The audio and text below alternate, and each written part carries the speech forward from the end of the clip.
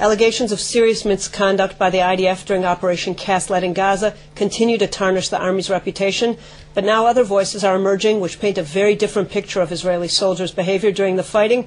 One is a new website called Soldiers Speak Out, which was launched just yesterday by an educational organization called StandWithUs. Joining us now is the director of the group's Israel office, Michael Dickson. Michael, thanks so much for coming in this evening. Pleasure. Tell us a little bit about your website.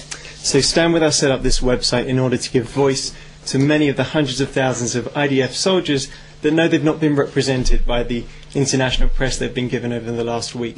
They know that their army is a moral one. They know that it's one that holds high the values of human dignity and humanitarian values, and they know it from their own experience. And they wish to convey that to the public via the website, which is soldierspeakout.com, and give their own testimony from their own experience.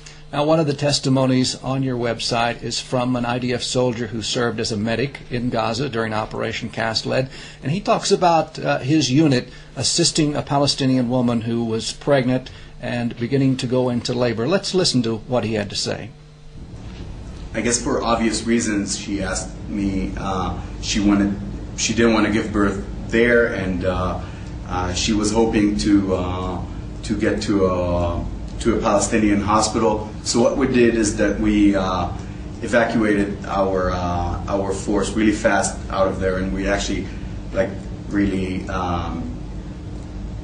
we almost ran away from there, not for being afraid, but because we called in and we asked for a Palestinian ambulance to come in as fast as it could.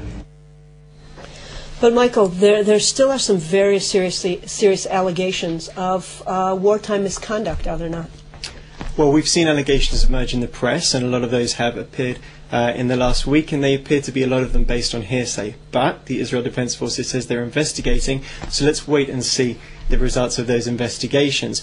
What a lot of the international press has done, and particularly anti-Israel organizations, is they've taken that as ammunition against the IDF.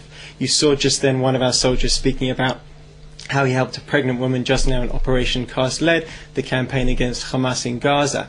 Now contrast that with another video that's on the website, Inon, who talks about his experience in the Golani Brigade in the north in the fight against Hezbollah in 2006. They approached an old lady who was crying out in pain. He went over to help her with that paramedic. It turned out she was wired to a bomb aimed to blow up the IDF soldiers. Those soldiers are fighting an asymmetric warfare against terrorists and yet still upholding their humanitarian values. He was aiming to help the lady who is being used as Hezbollah as a human trap. Former U.S. military investigators have told the Jerusalem Post that it is crucial that the IDF undertake a thorough investigation, both for the IDF's reputation and for the world community at large, and for the good of the Army itself. You would agree with that, I would assume? Well, I think that's what we're seeing right now, that the IDF have committed to investigate these claims. But at the same time, let's make sure we put all of these stories into context. Let's let the soldiers speak out for themselves and tell their own story.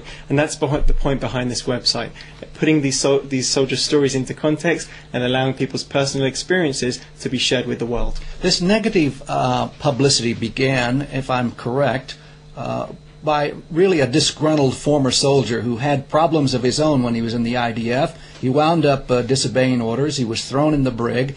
And was this his way of getting back at the Army? We may not know. What we do know is that claims like this caused the Israel Defense Forces huge amounts of damage, and the international press are waiting to pounce on it. We want to give them the other side of the story, which is the everyday story for hundreds of thousands of soldiers in the IDF, how they respect the code of conduct that's imbued in every single soldier on a day-to-day basis in some of the toughest situations. Michael Dickson, director of the Stand By Us organization, best of luck with your endeavors. Thank you.